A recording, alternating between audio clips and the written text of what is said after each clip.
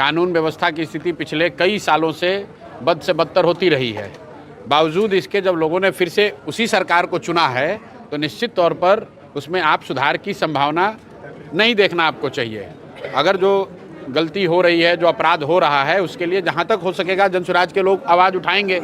जहानाबाद में नीट की छात्रा के साथ जो जघन्य अपराध हुआ, आपको याद होगा पुलिस प्रशासन ने सबसे पहले कह दिया कि ये आत्महत्या है, ये कोई रेप या कोई हत्या का मामला नहीं है।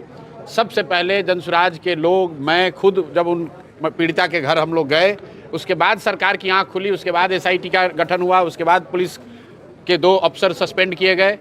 तो जहां उस तरह की कोई जघन्य अपराध होता है वहां कोशिश होती है कि हम लोग जाकर पहुंचें, लेकिन उनकी आवाज़ बने, उनकी मदद की जाए। लेकिन जो सरकारी व्यवस्था है वो तो अभी जनता ने चुनकर बनाया है। हम लोग 3 बरस से यही बात बताने की कोशिश कर रहे थे कि अगर आप बबूल बोइएगा तो आम नहीं खा सकते हैं। अगर आप एनडीए की सरकार जो आपने चुनी है, जो इस व्यवस्था से आप परेशान थे, जिनके भ्रष्टाचार से, जिनके शासन के दौरान होने वाले अपराध से आप परेशान थे, उन्हीं विधायकों को, उसी सरकार को आप 1-1 लाख 2-2 लाख वोट देकर जिताकर बना दिए, तो निश्चित तौर पर ये स्थिति बदलने वाली नहीं है। स्थिति बदलना है तो लोगों को बदलना होगा। जब वोट देना होता है तो आप वापस उसी को वोट दे देते हैं और फिर समझते हैं कि नई व्यवस्था बन जाएगी। वो तो हो नहीं सकता है। आपने 10,000 रुपये की लालच में या जातियों के नाम पर या हिंदू मुसलमान बन के आपने वोट दे दिया, तो भाई अब 5 बरस आप इस व्यवस्था को झेलना पड़ेगा।